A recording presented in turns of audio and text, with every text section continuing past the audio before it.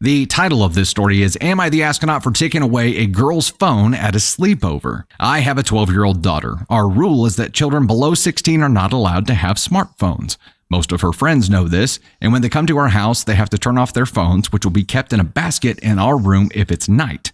Recently, a new girl came to our house to hang out. She knew about the rule and kept the phone in a basket.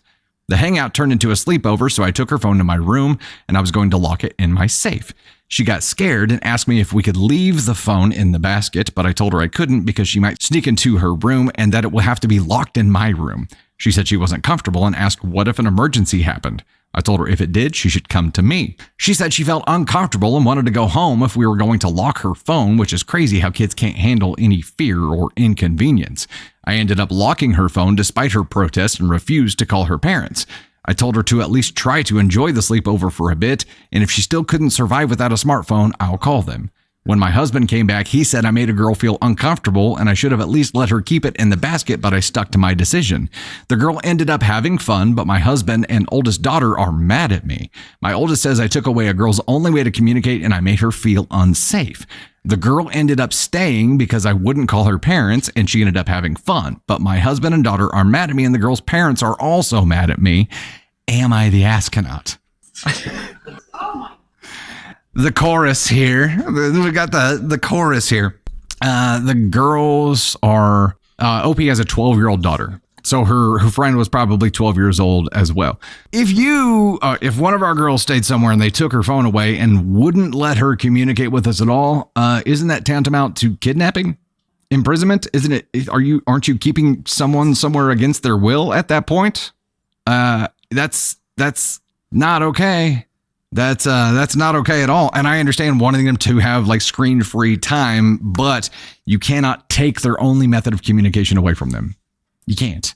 I mean, I get limiting time. I get wanting them to engage without having screens in front of them, but also you can't impose your rules on visitors either. Not when it comes to personal items. And this is a personal item. Essentially, you took someone's personal item away from them while they were in your house, and your house, your rules. I know there are arguments for that side of it, but the emergency thing also flows two ways. What if the parents needed to reach her in case of an emergency that happened, not to her, but to them? Taking away the only way to communicate is 100% not okay.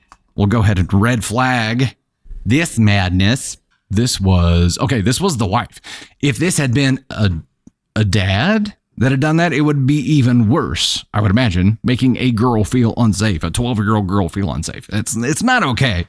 It would be even worse in the eyes of the other parents, probably, if the dad had done this, but the mom doing it. Either way, it's not okay. You can't impose those kind of rules on people. You just can't. Oh my God, it's Ganny Thunder. And I said that in a comment, but it would be like Mama Bear, like just completely. I would go crazy if someone did that to my child. Mama Bear would be full. I would be seeing red if somebody did that to one of our girls. Like there's no freaking way. I can't imagine making a child feel uncomfortable in my own home. I mean, unless they're one of mine. I imagine some of the arguments here are, well, what about, before there were cell phones, how did they survive? I don't care. Like, you don't get to make my child uncomfortable when she's a guest in your home. You do not. Like, and I would go 100% crazy on your ass for doing this to my child. Because that's, I mean, like you said, essentially kidnapping when the child asks to speak to their parents and they don't get to speak to their parents. This isn't school. This isn't somewhere. Yeah. They wanted to talk to their parents. And I don't care if she had fun or not. She was forced to have fun. She wanted to leave. She wanted to get picked up. She wanted to contact her parents. And mom here was like, nah, I'm going to lock your phone up. You just give it a chance. So at that moment, I think it escalated to forcing someone to stay somewhere against their will. I could never, ever, like, you could have caused this child to have like a panic attack or an anxiety attack because maybe she needed to call her mom before bed. Maybe she needed whatever it was with her phone, but you took that away because that's your rules. That's not that child's rules. Yeah. Don't invite kids over if you're going to take things away from them. It's also odd that, your house rules are the same rules that they have for escape rooms. Ooh, I didn't even think about that. That's not okay. This is the beginning of a Saw movie, right? Like it's not ideal here. Absolutely. If someone tried to take your phone, you call me immediately and I'm coming to get you. And Right. You're never going back to that Run house. outside, call us, and continue getting further away from that house until you are safely with us.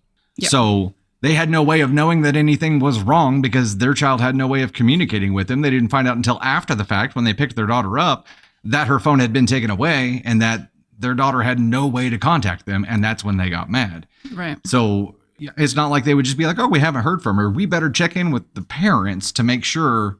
No, it wasn't like that at all. Right. We know from everything in the story that it was taken away, that she wanted to contact her parents, that she wanted to leave, and she wasn't allowed to by someone else's parents. Right. And that's not okay. Someone had asked also, what if it was a boy? Wouldn't matter. I don't think it matters if it's a boy or a girl. If you're forcing a kid that's not even yours and is a guest in your home to stay there against their will, taking personal items away from them and locking them up when they're no harm, when it's they're their only asking method you. of communication, then Right. it's not okay. When they're specifically asking you not to do that because it makes them uncomfortable, that is not okay. It's just not okay. You're forcing a child to stay in your home and make them uncomfortable. They should have told the parent before the sleepover that they didn't want the phone. They were going to take the phone at night or whatever it was, but they didn't. They just took it and made the child uncomfortable. Right. And that's not okay. If you planned on doing that kind of thing, you needed to communicate these rules to that kid's parents ahead of time so that they knew what was going to happen. Springing this on her, you said she knew about the rule, but apparently the parents didn't. So you sprung it on everybody. Kidnapping and strong arm robbery. Yeah.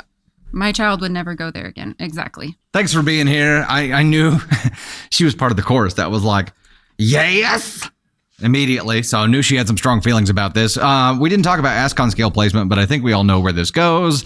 This is going straight up to Ascon 1. Congratulations, OP. You are the first Ascon 1 of 2024, and you happen to be the first effing story that we read.